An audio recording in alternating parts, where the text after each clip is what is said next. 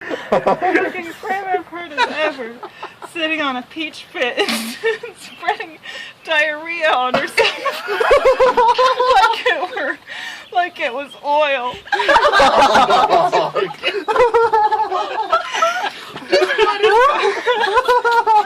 Just what is going on here? Guest reactions range from revulsion to bewilderment to delight. They go on in this manner for a while. Megan with her custard, Hallie with her Raptor Jesus, both meticulously applying layered strips of Rice Krispies to their bodies. Time passes. The guests, with glasses of water and curdled milk cocktails sloshing in their hands, idly chatter about the latest driftwood sculpture or the upcoming Kumquat Fest at the belly button of heaven. So decadent. Now only a week away.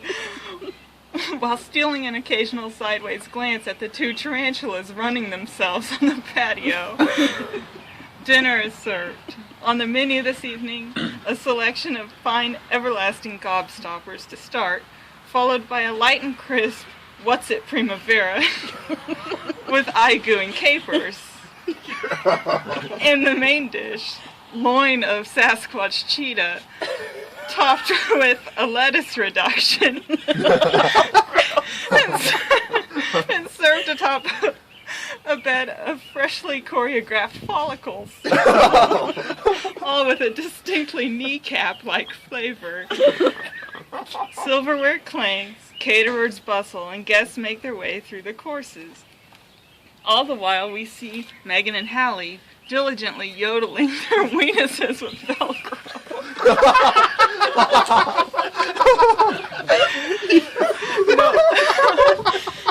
No fancy dinner for these two. A handful of cuticles is all they have to mutter and fodder for the whole duration of their ejaculation funeral.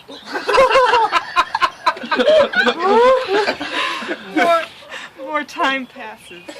Dishes are whisked away. Darkness is approaching. The night is winding down, yet guests linger at their tables, bewildered eyes looking this way and that between every break in conversation because, well, what about dessert? The caterers appear to be tearing down and packing up, but what about dessert? The host is going from table to table, ringing the guests and wishing them aardvarks and double rainbows, but what about dessert? Surely an event of such grandeur would not simply fizzle out and crush bomb with no big execution. No Lamangelo on top of the proverbial rubber boat. So what about dessert? Panic is setting in. But oh, what's this? Those two crazy Mormon scumbags have moved into the middle of the yard now. And oh my stars, suddenly it all makes sense. Megan and Hallie have spent the last 2 hours transforming themselves transforming themselves into chocolate rain. And could it be? Are they offering themselves up to be beaten and doorknobbed by this crowd of larvae? Yes, it would appear so, because now Toby, Linneber and Miller's faithful hobo pimp,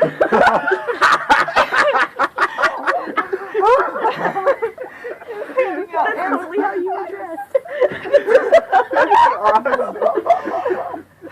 Linneber and Miller's faithful hobo pimp is handing out implements for hitting and stabbing. And here are Linneber and Miller themselves, standing back to back and still as stones. But that look in their eyes, antagonistic almost, yearning, aching to be hit. But who will shock the first tractor? Who is glittery enough to friend zone these two ridiculously clad young junkies? Oh my God. An elderly female with a paddle made of placenta steps forward and gives Hallie a timid smack. Looking backwards for reactions from her peers, a bubonic plague smile creeping over her lips. That's great. Another smack, and Hallie flinches slightly, but still there's that look in her eye, daring the plastic bear to corrupt her. And then another guest, an elderly gentleman this time, steps forward with a giant case of vigorous rigor mortis and with no hesitation gives Megan a mighty whack. The audience reacts with equal parts ecstasy and horror. And with that, a third guest steps forward, a marshmallowy fellow with a great big herpes salamander gripped firmly in his hand. He gives both girls a mighty sweat.